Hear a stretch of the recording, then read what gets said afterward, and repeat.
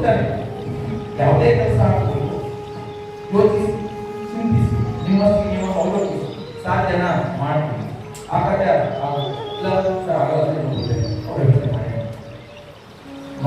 ಮಾತಾಡ ಸಮಯನ ಮಾಡಿದ್ರೆ ಸುಮ್ಮನೆ ತಗೊಳ್ಬೇಕಾಗ್ತದೆ. ಹೌದಲ್ಲ? ಈ ರೀತಿಯೊಳಗೆ ನಾವು ಕಾಳಜಿಯಿಂದ ಯೋಚಿಸತಕ್ಕ ಶಕ್ತಿ ಯೋಗ ನಮಗೆ ಒದಗಿಸಿಕೊಡ್ತದೆ. ಯಾರೇ ಮಾತಿಗೆ ಕೇಳಿಸ್ಕೊಂಡು ಅದನ್ನು ಹೇಳಿದ್ರೆ ನೀವು ಸ್ವಲ್ಪ ಮಾಡೋದು ಯಾರು ಕೇಳಿದ್ರಿ, ನಾವೇನು ಕೆಲಸನ ಮಾಡಬೇಕಾಗಿದೆ. ಅವ್ರು ವಹಿಸ್ಕೊಟ್ಟಂತ ಕೆಲಸವನ್ನ ನಾವು ಮಾಡಲಿಕ್ಕೆ ಸಮರ್ಥ ಸಮಯ ಇದೆ. ಆಯ್ತು ಮಾಡಬೇಕು, ಅದೆಲ್ಲದೂ ಕೂಡ ತಾಳ್ಮೆಯಿಂದ ಕೊಟ್ಟಾಗ ಏನಾಗುತ್ತೆ, ನಿಮ್ಮ ಒಂದು ಮನಸ್ಥಿತಿಯನ್ನು ಬಹಳ ಗಟ್ಟಿಗೊಳ್ಳುತ್ತೆ. ಈ ಮೂಲಕ ಯೋಗದಲ್ಲಿ ನೀವು ಮೊದಲನೇ ಪ್ರಾಣಾಯಾಮ ಮಾಡಿ, ಪ್ರಾರ್ಥನೆ ಮಾಡಿ, ಈ ಪ್ರಾಣಾಯಾಮ ಏನು ಮಾಡುತ್ತೆ ಯೋಗ ಅಂದರೆ ನಮ್ಮ ಒಂದು ಬ್ರೈನ್ಗೆ ಸಂಪೂರ್ಣವಾಗಿ ಆಕ್ಸಿಜನ್ ಅನ್ನು ಅದು ಒದಗಿಸುತ್ತೆ, ಅಂದರೆ ಆಮ್ಲಜನಕ. ಈ ಪ್ರಾಣ ಪ್ಲಸ್ ಆಯಾಮ ನಮ್ಮ ದೇಹ ನಿಂತಿರುವುದೇ ನಾವು ಮೂಗಿನ ಒಳಗಳ ಮೂಲಕ ನಮ್ಮ ಲಂಗ್ಸ್ಗೆ ಶ್ವಾಸಕೋಶಕ್ಕೆ ಹೇಗೆ ಗಾಳಿಯನ್ನು ಕೊಡ್ತಾ ಹೋಗ್ತೀವಿ, ಅಷ್ಟು ನಮ್ಮ ಒಂದು ರಕ್ತ ಸಂಚಾರವಾಗಿರುತ್ತದೆ. ಅದು ನಮಗೆ ಗೊತ್ತಿಲ್ಲ. ಎಕ್ಸರ್ಸೈಸ್ ಬರಿಗಾಲಿನಿಂದ ಮಾಡೋದ್ರಿಂದ ಬರಿಗಾಲಿನಲ್ಲಿ ನಡೆದಾಡುತ್ತದೆ. ಪ್ರತಿಯೊಂದು ಕೂಡ ನಾವು ಬಳಸಬಾರದು. ಇಂದ ಮಣ್ಣಿನಲ್ಲಿ ಮಾಡೋದು ಆರೋಗ್ಯ ಒಳ್ಳೆಯದು. ಯಥೇಚ್ಛವಾಗಿ ನೀರು ಕುಡಿಬೇಕು. ಸ್ತ್ರೀಯರು ಯಥೇಚ್ಛವಾಗಿ ನೀವು ನೀರು ಹೆಚ್ಚು ಕುಡಿಯೋದ್ರಿಂದ ನಿಮಗೆ ಅನೇಕ ರೀತಿಯಾದಂತಹ ಸಮಸ್ಯೆಗಳನ್ನು ನೀರಿನ ತರಬಹುದು. ನೋಡಿ, ಮನುಷ್ಯನಿಗೆ ನೀರಿನ ಕೊರತೆಯಿಂದ ಅನೇಕ ರೀತಿಯಾದಂತಹ ರೋಗಗಳು. ನೀವು ಎಷ್ಟು ಪ್ರಮಾಣದಲ್ಲಿ ಮನುಷ್ಯ 3-4 ಲೀಟರ್ ಹೊರಗಡೆ ನೀರನ್ನು ಸೇವನೆ ಮಾಡಲೇಬೇಕು. ಇಲ್ಲಾಂದ್ರೆ ಏನಾಗುತ್ತೆ, ಕಿಡ್ನಿ ಸ್ಟೋನ್ ಕೂತ್ಕೊಳ್ಳೋದಿಲ್ಲ. ನಮ್ಮ ಕಿಡ್ನಿ ಏನು ನೀರನ್ನು ಮೂತ್ರವನ್ನಾಗಿ ಫಿಲ್ಟರ್ ಮಾಡ್ತಾ ಹೋಗ್ತದೆ. ಆ ಮೂತ್ರದಲ್ಲಿರ್ತಕ್ಕಂಥ ಕ್ಯಾಲ್ಸಿಯಂ ಆಕ್ಸೈಡ್ ನಾವು ಮೂತ್ರವನ್ನು ಸರಿಯಾದ ಸಮಯಕ್ಕೆ ವಿಸರ್ಜನೆ ಮಾಡದೇ ಸಂದರ್ಭದಲ್ಲಿ ಅಲ್ಲಿರ್ತಕ್ಕಂಥ ಕ್ಯಾಲ್ಸಿಯಂ ಆಕ್ಸೈಡ್ ಗಟ್ಟಿಯಾಗಿ ಕುತ್ಕೊಂಡು ಉದಾಹರಣೆ ಏನಾಗ್ತದೆ, ಸಿಂಟೆಕ್ಸ್ ನೀರು ಇರ್ತದೆ, ಅದು ಫ್ಲೋರೈಡ್ ಇರ್ತದೆ. ಆ ನೀರಿನ ಮೇಲೆ ಕಲ್ಲು ನಾಟಕ ಹಂಗೆ ನಾವು ಪ್ರಚಂಡವಾಗಿ ಎರಡು ನೀವು ಯಾವಾಗ ನೀರಿನ ಕಡಿಮೆ ಕುಡಿಯೋದು ಮೂತ್ರವನ್ನು ತಡೆಯಿರಿ ಇಂಥ ಸಮಸ್ಯೆಗಳು ಮೇಲೆ ಬೀಳುತ್ತಂತೆ. ಪುರುಷರಿಗೆ ನೀವು ಹೋಗ್ಲಿಕ್ಕೆ ಹೋಗೋದು ನೀವು ಬಹಳ ಇದು ಮಾಡ್ತಾ ಹೋಗ್ತಿಲ್ಲ. ಯಾವತ್ತೂ ಕೂಡ ಇದು ಮಾಡ್ತೀವಿ ಸರಿಯಾಗಿ ದೇಶ ಕೊಡುತ್ತಿಲ್ಲ. ನಮಗೆ ಕಿಡ್ನಿ ಡಿಸಾರ್ಡರ್ಸ್ ಯಾವುದೇ ಡಯಾಲಿಸಿಸ್ ಅವುಗಳ ಮುಂದಿನ ಜೀವನದ ಪ್ರಭಾವ ಅಂದರೆ ನಿತ್ಯವೂ ತುಂಬ ನೀರನ್ನು ಮಾಡಬೇಕು. ಒಂದು ಯಂತ್ರ ಯಾವ ಕೆಲಸವನ್ನು ಮಾಡಿದಾಗ ಯಾವ ರೀತಿ ಸ್ವಚ್ಛಗೊಳಿಸಲಿಕ್ಕೆ ನೀರು ಬೇಕು ಹಾಗೆ ನಮ್ಮ ಜೀವನದಲ್ಲಿ ಹೆಸರಂತೆ ಇದು ಕೂಡ ಯೋಗದ ಮೂಲಕವಾಗಿ ನೀವು ಸರ್ವಾಂಗಾಸನ ಬರುತ್ತೆ, ಹಲಾಸನ ಬರುತ್ತೆ, ಅವುಗಳನ್ನು ಮಾಡಿದಾಗ ಹೆಚ್ಚು ಭಾಳ ಆಗುತ್ತದೆ. ಅದನ್ನು ನಾವು ಗಮನಿಸಬೇಕು. ಡೈಲಿ ಮಾಡಿ ಮನೆಯಲ್ಲಿ ಎಲ್ಲರಿಗೆ ಟಿವಿ ನೋಡ್ತಾ ಇರ್ತೀವಿ, ಬುಕ್ದಲ್ಲಿ ಕೂಡ ಮಾಹಿತಿ ಇರ್ತದೆ. ಯೋಗ ಶಿಬಿರಕ್ಕೆ ಹೋಗಿರ್ತೀವಿ, ಸರಳವಾಗಿ ವಜ್ರಾಸನ ಕೊಡ್ಬೇಕು. ಈಗ ಕುತ್ಕೊಂಡಿರೋದು ಸುಖಾಸನ, ನಾನು ಅದ ಮೇಲೆ ಹೋಗ್ತೀನಿ ಬೆನ್ಮೂಳೆ ಆಗಿ ರೂಪಿಸ್ಕೊಡುವ ನೇರ ಏರಿದ ನೇರ ಈಗ ನಾವು ಪ್ರಾಣಾಯಾಮ ಮಾಡ್ತೀವಿ, ಸಾಂಬಾರಿ ಪ್ರಾಣಾಯಾಮ. ಅದು ನಿಮಗೆ ಯಥೇಚ್ಛವಾಗಿ ಮಾನಸಿಕ ಒತ್ತಡ ಬರ್ತದೆ. ಆ ವೈಬ್ರೇಷನ್ ಏನಿದೆಯಲ್ಲ ನೀವು ಬಾಯಾಗಿಗೆ ಎಲ್ಲಾದರೂ ಈ ಒಂದು ಮಾನಸಿಕ ಒತ್ತಡ ಮುಮ್ಮೆಗಳು. ಆ ಮುಮ್ಮೆಗಳಿಗೆ ಮಾನಸಿಕ ಒತ್ತಡ ಕಡಿಮೆ ಮಾಡುವುದು ಯಾವ ಸಾಮರ್ಥ್ಯ ಗೊತ್ತಿಲ್ಲ. ಹೋಗಿದೆ ಗೊತ್ತಿಲ್ಲ, ಒಳ್ಳೆಯದು. ಯೋಗದ ಮಾಹಿತಿ ಗೊತ್ತಾಗ್ತದೆ. ನಾವು ಸರಳ ಪ್ರಾಣಾಯಾಮವನ್ನು ನಾನು ಯೋಗ ಗೊತ್ತಾಯ್ತಾ? ಅನುಲೋಮ ವಿಲೋಮ ಪ್ರಾಣಾಯಾಮ ಅದಕ್ಕಿಂತ ಮೊದಲು ಬ್ರಾಹ್ಮಣಿ ಏನು ಕೆಲಸ ಮಾಡ್ತಾರೆ, ನೀವು ಅಡಿಗೆ ಕೆಲಸ ಮಾಡಿ ಮಾಡಿ ಮಾಡಿ ಆ ಒಗ್ಗೆಯಿಂದ ಸ್ವಲ್ಪ ಮಾನಸಿಕ ಒತ್ತಡ ಆಗ್ತದೆ. ಒಂದೇ ಅಡಿಗೆ ಮಾಡುವಾಗ ಇದನ್ನು ಕುಡಿತಾ ಇರ್ತೀರ, ಹಾಗಾಗಿ ಆ ಒಂದು ಗಾಳಿಯಲ್ಲಿ ಮೂಲಕ ಒತ್ತಡ ಹೆಚ್ಚಾಗುತ್ತೆ. ಅವಾಗ ನೀವು ಮಾನಸಿಕವಾಗಿ ಸ್ವಲ್ಪ ಟೆನ್ಷನ್ ಆದಾಗ ಏನಾಗುತ್ತೆ, ಒತ್ತಡ ಹೆಚ್ಚಾಗಿ ನಿಮಗೆ ಒಂಥರ ಕೆಲಸ ಮಾಡೋಕ್ಕೆ ಶಕ್ತಿ ಬರ್ತದೆ, ಒಂಥರ ಇಂಟ್ರೆಸ್ಟ್ ಬರುತ್ತೆ. ಇದು ಒಂದೇನಪ್ಪ ನೀವು ಮಾಡಿದ್ರೆ ನಿಮ್ಗೆ ಉಣ್ಣಕ್ಕಾಗಲ್ಲ, ಅದೆಲ್ಲ ಸಿಗಲ್ಲ ನಿಂತ್ಕೊಂಡು. ಅವಾಗ ಯಥೇಚ್ಛವಾಗಿ ನಿಮಗೆ ಏನಾದ್ರು ಆದಾಗ ಎಲ್ಲ ಕೂಡ ಬೆಳೆದಿರುತ್ತೆ. ಒಂದು ಜಾಗ ಕೂತ್ಕೊಳ್ಳಿ, ಒಂದು 5 ನಿಮಿಷ ಕಾಲ ಈ ರೀತಿ ಬ್ರಾಹ್ಮಣ ಪ್ರಾಣಾಯಾಮ ಮಾಡಿ ಇಮ್ಮಿಡಿಯೇಟ್ ಆಗಿ ರಿಲೀಸ್ ಆಗ್ತದೆ. ಎಲ್ಲ ರಿಫ್ರೆಶ್ಮೆಂಟ್ ಅದೇ ಮನಸ್ಸನ್ನ ಮನಸ್ಥಿತಿಯನ್ನು ಮತ್ತೆ ಮೋಟಿವೇಶನ್ ಪ್ರೇರಣಾತ್ಮಕವಾಗಿ ಈಗಿದ್ದಂಥ ಪರಿಸ್ಥಿತಿಯು ತರಬೇತಿ ತೆಗೆದುಕೊಂಡು ಹೋಗಿ ಕೆಲಸ ಮಾಡೋದು ನಿಮ್ಮಲ್ಲಿ ಆಗುವಂಥ ಬದಲಾವಣೆ ಮೋಟಿವೇಶನ್ ಆಗ್ತದೆ. ಪುನಶ್ಚೇತನದಲ್ಲಿ ನೀವು ಮಾಡಿ ಖುಷಿ ಹಾಗೂ ತರಬೇತಿನಲ್ಲಿ ಅನೇಕ ಜನ ಅನೇಕ ಆರೋಗ್ಯದ ಬಗ್ಗೆ, ಸುರಕ್ಷತೆ ಬಗ್ಗೆ, ಗ್ಯಾಸ್ನ ಬಳಸೋದ್ರ ಬಗ್ಗೆ ಎಲ್ಲ ಪೋಷಕರ ಬಗ್ಗೆ ಮಾಹಿತಿ ಒದಗಿಸ್ತಾರೆ.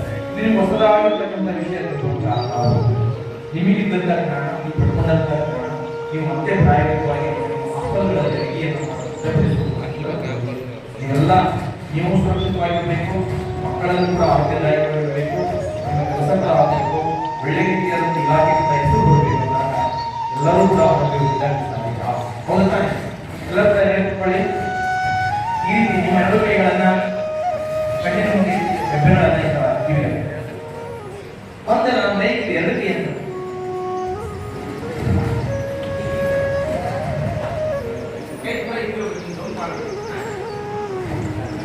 ಇದರ ಹೆಸರು ರಾಮೈ ಪ್ರಾಣಾಯಾಮ ಅಂತ. ಕಣ್ಣಿನ ಇವೆರಡು ಕಣ್ಣಿನ ಮೇಲೆ. ಈಗ ನೀವು ಉಸಿರನ್ನ ಮೂಗಿನಲ್ಲಿ ತೆಗೆದುಕೊಂಡು ದುಂಬಿಯ ಜಯಂಕಾರದ ಶಬ್ದವನ್ನು ಹೊರಗೆ ಹಾಕಬೇಕು. ಇನ್ನು 5 ಟೈಮ್ಸ್ ಮಾಡಿ ನಿಮ್ಮ ಮನಸ್ಥಿತಿ ಹೇಗೆ ಪ್ರಶಾಂತ ಆಗ್ತಕ್ಕಂಥ ಇಮಿಡಿಯೇಟ್ ರಿಲ್ಯಾಕ್ಸ್ ಕೊಟ್ಟಾಗ ಹೇಳ್ತೇನೆ. ಓಕೆ, ಈಗ ಉಸಿರನ್ನ ತಗೊಂಡ್ಕೊಳ್ಳಿ. ಈಗ ನೇರವಾಗಿ ತಗೊಂಡಿದ್ದೀರಾ.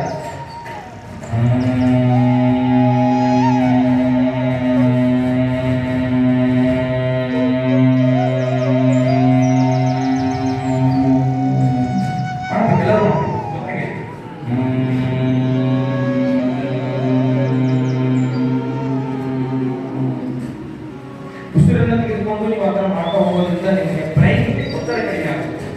ವೈಬ್ರೇಷನ್ ಮತ್ತೊಂದು ವೈಬ್ರೇಷನ್ ತಗೊಳ್ಳಿ.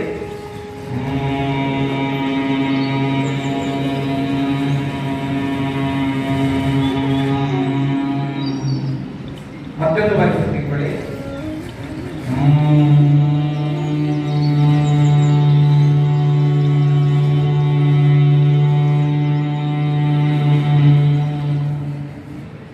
ಅಂತಿಮವಾಗಿ ಮತ್ತೊಂದು ಬಾರಿ ರಿಪೀಟ್.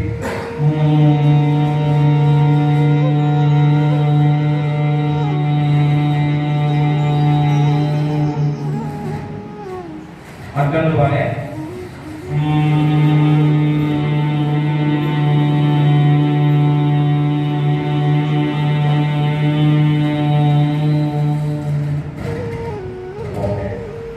Slowly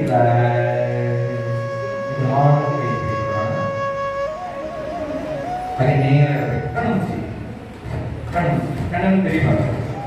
ಮೈಂಡ್ ಫ್ಲಕ್ಚುಯೇಟ್ ಆಗೋದು ಯಾವಾಗ ಕಣ್ಣನ್ನ ತೆರೆದು ನಾವು ಹೊರಗಿನ ದೃಷ್ಟಿ ಆ ಸನ್ನಿವೇಶವನ್ನು ನೋಡಿದ ಸ್ವಲ್ಪ ಹಾಗೆ ಚಿಂತನಾಶೀಲತೆ ಕೈಗಳಾಗಿ ನೇರ ನೇರಕೊಂಡಾಗ ಕೈಗಳು ಆಟೋಮೆಟಿಕ್ ಮುಂದದಲ್ಲಿ ಹೋಗಿ ನೇರ ಬರಬೇಕು. ಪೂರ್ಣ ನೇರವಾಗಿ ಕೈಗಳು ಹೊಡೆ ಮೇಲೆ ಕೊಡಿ. ಚಿನ್ನು ಮುದ್ರೆ ನೋಡೋದು ನರಮಂಡಲಕ್ಕೆ ಯಥೇಚ್ಛವಾಗಿ ನೋಡಲಿಕ್ಕೆ ಯೋಗದಲ್ಲಿ ನರಮಂಡಲಕ್ಕೆ ಯಥೇಚ್ಛವಾಗಿ ಸಹಾಯಕಾರಿ ಆಗುವಂಥದ್ದು ಯೋಗದಲ್ಲಿ ಯೋಗ ಮುದ್ರೆಗಳು. ಚಿನ್ಮುದ್ರಾ, ಚಿನ್ಮಯ ಮುದ್ರಾ, ಆದಿ ಮುದ್ರಾ, ಬ್ರಹ್ಮ ಮುದ್ರಾ, ಓಕೆನಾ, ವಿಷ್ಣು ಮುದ್ರಾ. ಪ್ರಾಣಾಯಾಮ ಮಾಡುವಾಗ ಈ ರೀತಿ ಏನಾಗುತ್ತೆ, ನೀವು ಕೆಲಸ ಮಾಡಿರ್ತೀರಿ, ಯಥೇಚ್ಛವಾಗಿ ಗಂಡಿರ್ತೀರಿ, ಅಡಿಗೆ ಕೆಲಸ ಮಾಡಿ ಏನು ಕೂಡಬೇಕು, ಕುತ್ಕೊಳ್ತೀರಾ.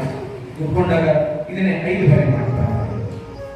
ಇದು ಸರ್ವ ರೋಗ, ಮಾನಸಿಕ ಒತ್ತಡದ ರೋಗಕ್ಕೆ ಇದು ಸರ್ವಶ್ರೇಷ್ಠ ಮತ್ತು ಒಂದು ಶವಾಸನದಲ್ಲಿ ಯೋಗ ನಿದ್ರಾಂತ ಮಲಗಿಸ್ತೀರಿ, ಅದು ಒತ್ತಡ ಕಡಿಮೆ ಮಾಡ್ತದೆ, ದೇಹಕ್ಕೆ ವಿಶ್ರಾಂತಿ ಸಿಗ್ತದೆ.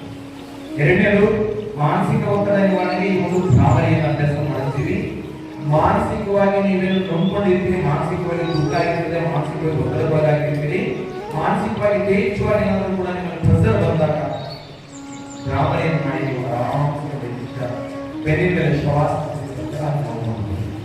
ಅವಾಗ ಏನಾಗುತ್ತೆ, ನಿಮ್ಮ ಒಂದು ಮಾನಸಿಕ ಒತ್ತಡ ದೂರ ಹೋಗ್ತದೆ, ದೇಹಕ್ಕಾದಂಥ ಒತ್ತಡ ಕೂಡ ದೂರ ಹೋಗ್ತದೆ, ಮನಸ್ಸು ಮತ್ತೆ ಕ್ರಿಯೇಟಿವಿಟಿ, ಮರುಪರಿಶೀಲನಾತ್ಮಕವಾಗಿ ಮತ್ತೆ ಕ್ರಿಯಾಶೀಲತೆಯನ್ನು ಬರ್ತದೆ. ಇದು ಇವತ್ತಿನ ದಿನಗಳಲ್ಲಿ ಜಂಜಾಟದ ಜೀವನಕ್ಕೆ ಬೇಕಾಗಿರುವಂತಹ ದಿವ್ಯ ಔಷಧಿ ಯೋಗ ಔಷಧಿ. ಇವತ್ತು ಮನುಷ್ಯ ಎಲ್ಲ ಗಳಿಸ್ತಾನೆ, ಹಣ ಇದೆ, ಆಸ್ತಿ ಐಶ್ವರ್ಯ ಇದೆ, ಎಲ್ಲವೂ ಇದೆ, ಅದನ್ನು ಅನುಭವಿಸಲಿಕ್ಕೆ ಆಗುತ್ತೆ. ಯಥೇಚ್ಛವಾಗಿ ಡಯಾಬಿಟಿಸ್, ಯಥೇಚ್ಛವಾಗಿ ಬಿಪಿ ಕೂಡ. ಹಣ ಇದ್ರೆ ಏನು ಉಪಯೋಗ, ಮನಸ್ಸೇ ಇದ್ರೆ ಅದನ್ನು ನಾವು ಬಳಸದೇ ಇರಬೇಕು. ಏನು ಅದಕ್ಕೆ ಆಸ್ತಿ ಇರಬೇಕು, ದುರಾಸ್ತಿ ಆಸ್ತಿ ವಸ್ತು ಕಾಪಾಡುತ್ತದೆ. ಆರೋಗ್ಯಕ್ಕೆ ಕಡೆ ಗಮನ ಕೊಡಬೇಕು. ಹಣ ಬರುತ್ತೆ, ಹಣ ಎಲ್ಲಿ ನಿಲ್ಲೋದಿಲ್ಲ, ಹಣ ಹೋಗುತ್ತೆ. ನೀವು ಕೆಲಸ ಮಾಡ್ತಕ್ಕಂಥವ್ರು ನಿಮ್ಮಿಂದ ಇವತ್ತು ಅನೇಕ ಮಕ್ಕಳು ಏನೆಲ್ಲ ಓದಿ ಒಳ್ಳೆ ವಿದ್ಯಾರ್ಥಿಗಳಾಗಿ ಸಮಾಜದಲ್ಲಿ ಆರೋಗ್ಯವಂತ ಪ್ರತಿಗಳಾಗಿ ಹೋಗ್ತಾರೆ. ನಿಮ್ಮ ಕೊಡುಗೆ ಕೂಡ ಅದರಲ್ಲಿದೆ. ಹಾಗಾಗಿ ನೀವೆಲ್ಲರೂ ಕೂಡ ಒಳ್ಳೆಯ ಒಂದು ಕ್ರಿಯಾಶೀಲರಾಗಬೇಕು. ಯೋಗದ ಮೂಲಕವಾಗಿ ಮನಸ್ಥಿತಿಯನ್ನು ಪರಿಸ್ಥಿತಿಯನ್ನು ಬದಲಾವಣೆ ಮಾಡಿಕೊಂಡಾಗ ಮಾತ್ರ ಇವತ್ತು ನಾವು ವೈಯಕ್ತಿಕ ಆರೋಗ್ಯವನ್ನು ಪಡ್ಕೊಂಡ್ರೆ ಮಾತ್ರ ಇರೋದು ಸಾಧ್ಯ ಇದೆ. ನೀವು ಆರೋಗ್ಯವಾಗಿದ್ದರೆ ನಿಮ್ಮ ಕುಟುಂಬ ಆರೋಗ್ಯವಾಗಿರುತ್ತೆ, ನಿಮ್ಮ ಮಗು ಆರೋಗ್ಯವಾಗಿರುತ್ತೆ, ಅದು ಮನೆ. ನೀವು ಆರೋಗ್ಯವಾಗಿದ್ದರೆ ಆಪ್ತನಲ್ಲಿರುವಾಗ ನಿಮ್ಮ ಕೈಯಲ್ಲಿರ್ತಕ್ಕಂಥ ಸುಮಾರು 100 ಜನ ವಿದ್ಯಾರ್ಥಿಗಳು ಆರೋಗ್ಯವಾಗಿರ್ತಾರೆ. ಹಾಗಾಗಿ ಮನಸ್ಸು ಪವಿತ್ರವಾಗಿರಲಿ.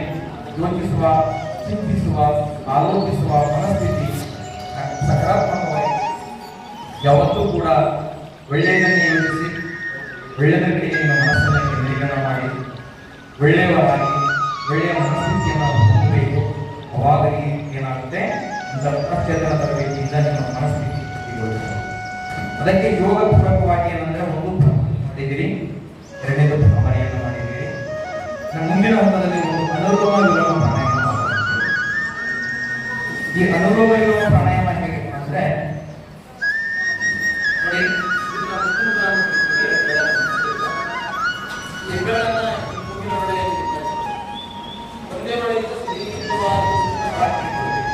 ನಿಮ್ಮ ಬಲಗೈಯನ್ನು ಬಳಕೆ ಮಾಡ್ತಿದ್ದು ಇದನ್ನ ಯಾವ್ಯಾವ ಸಂದರ್ಭದಲ್ಲಿ ಮಾಡಬೇಕಂದ್ರೆ ಬೆಳಗಿನ ಜಾವ ಬೆಳಗ್ಗೆ ಎದ್ದಾಗ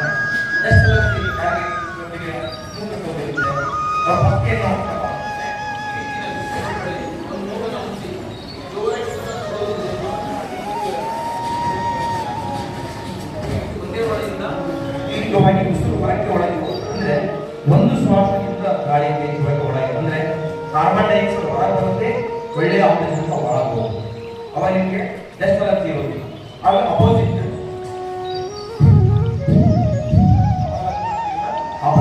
ಮೂಗಿನ ಬೆಳೆಸ್ತಾರೆ. ಅದಾದ್ಮೇಲೆ ಅನುಲೋಮ ವಿಲೋಮ. ಅನುಲೋಮ ವಿಲೋಮ ಪ್ರಾಣಾಯಾಮ ಮಾಡೋದ್ರಿಂದ ಯಥೇಚ್ಛವಾಗಿ ನಿಮ್ಮ ಮಾನಸಿಕ ಸಮಸ್ಯೆ ಪ್ರತಿಯೊಂದು ಜೀವಿಗೆ ಬೇಕು ಗಾಳಿ ಆಕ್ಸಿಜನ್ ಕೊರತೆ ಇರ್ತದೆ. ಈ ಪ್ರಾಣಾಯಾಮಗಳನ್ನು ಮಾಡೋದ್ರಿಂದ ನಿಮಗೆ ದೇಹಕ್ಕೆ ಆಕ್ಸಿಜನ್ ಒಳಗಡೆ ಹೋಗುತ್ತೆ.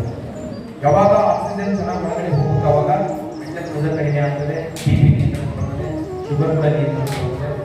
ಯಥೇಚ್ಛವಾಗಿ ನಮಗೆ ಆರೋಗ್ಯ ವೃದ್ಧಿ ಆಗೋದೇ ಈ ಒಂದು ಪ್ರಾಣಾಯಾಮದ ಅಭ್ಯಾಸ.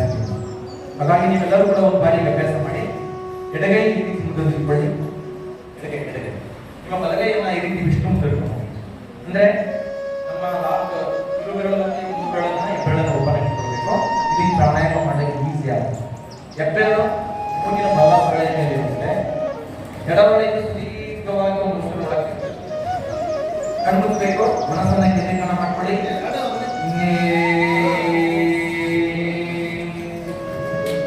ಉಸಿರು ಒಳಕ್ಕೆ ಸ್ಲೋಲಿ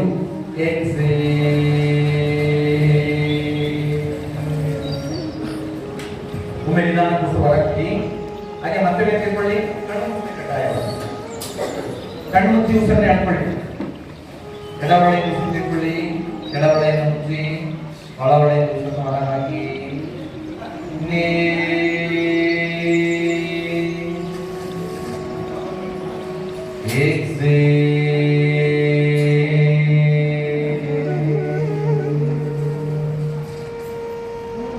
ಈ ರೀತಿ ನೀವು 10 ಟೈಮ್ಸ್ ಮಾಡಬೇಕು.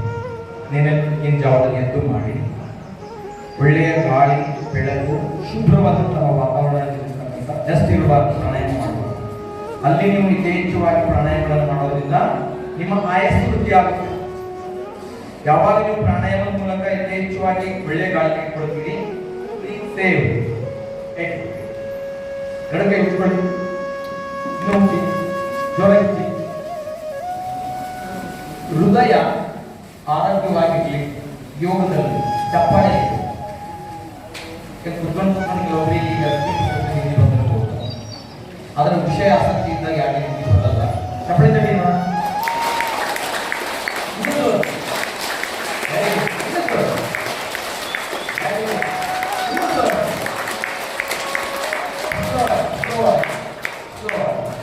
ಈಗ ನಾನು ಹೇಳಿದ ಮಾಡಿ 1 ಅಂತ ಹೇಳಿದಾಗ ಒಂದು ಮಕ್ಕಳನ್ನೇ ಮಾತಾಡ್ತಾರೆ, 2 ಅಂತ ಹೇಳಿದ್ರೆ 2 ಗಳಿಂದ ಮಾತಾಡ್ತಾರೆ. 1 ಎಂಡಿಂಗ್ ಮೈಕ್ ಹೋಗ್ತದೆ 2 ಎರಡು ಗಳಿಂದ ಕಂಟಿನ್ಯೂ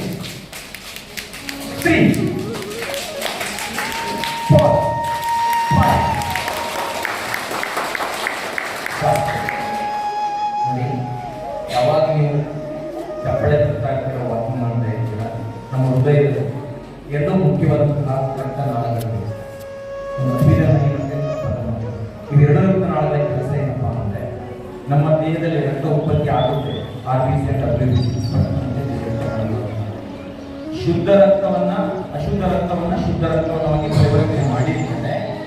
ದೇಹದ ಇತರ ಎಲ್ಲಾ ಭಾಗಗಳಿಗೂ ಕೂಡ ಸಪ್ಲೈ ಆಗ್ತದೆ. ಇವೆರಡು ಕೆಲಸ ದೇಹದಿಂದ ತಿಳ್ಕೊಳ್ಳೋದು, ಹೃದಯ ಏನ್ ಮಾಡುತ್ತೆ, ಪಂಪ್ ಮಾಡುತ್ತೆ ಅಷ್ಟೇ.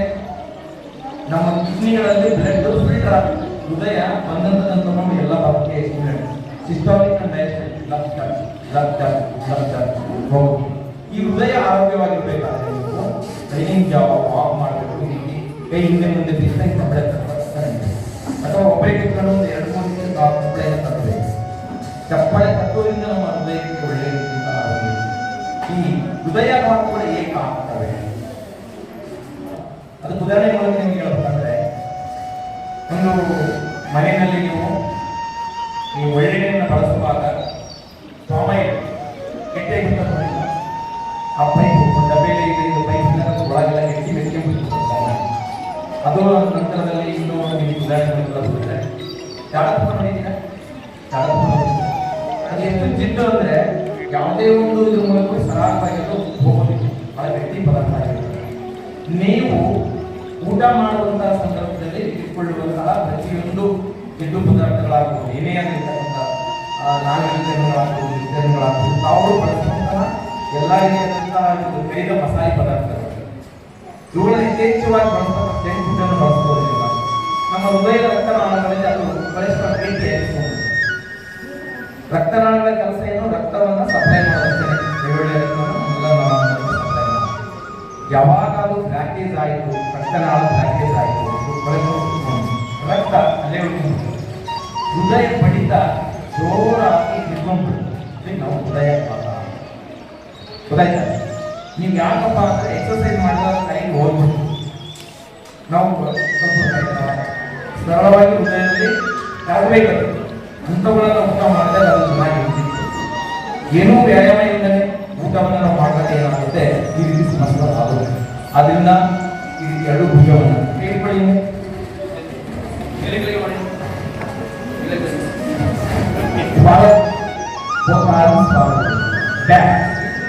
ತುಕಡದನ್ನ ಮಾಡಿ ಏನ್ ಮಾಡ್ರೆ ಕಲೀಲಿ, ತರಬೇತಿ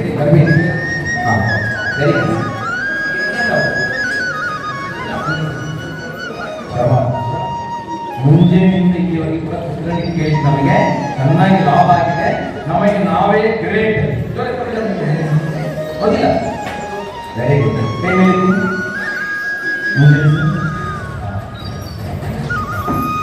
ಇದು ಆರೋಗ್ಯದ ಗುಂಪು. ಆರೋಗ್ಯ ಬರೋದು ಎಲ್ಲಿಂದ?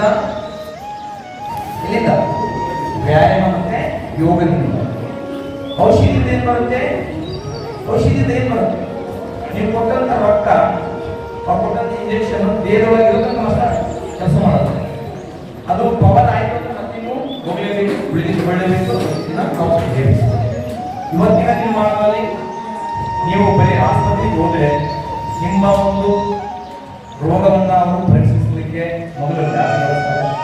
ನಂತರ ವೈದ್ಯರು ನಿಮ್ಮನ್ನ ಪರಿಶೀಲನೆ ಮಾಡಿ ಎಲ್ಲ ಚೆಕ್ ಮಾಡ್ತಾರೆ. ಕನ್ಸಲ್ಟೇಷನ್ ಫೀಸ್ 200, ಲ್ಯಾಬ್ ಫೀಸ್ ಒಂದು 800 ಅದೇ ಹೊರಗಡೆ ಇರುತ್ತೆ. ಎಲ್ಲ ರೋಗವನ್ನು ತೋರಿಸ್ಕೊಂಡು ಅವ್ರು ಕೊಟ್ಟಂತ ಚೀಟಿ ತಗೊಂಡು ಹೊರಗೆ 2000 ಆಗಿರ್ತಾರೆ. ಹೌದಿಲ್ಲ? ಮಿನಿಮಮ್ 2000 ಯಾವ ಸಿಗೋದಿಲ್ಲ. ಇದು ಏನೋ ರೊಕ್ಕ ಕೊಟ್ಟು ನಮ್ಮ ಜೀವಿತಾವಧಿಯನ್ನು ಕಡಿಮೆ ಮಾಡಿಕೊಳ್ಳುವಂತ ವಿಧಾನ.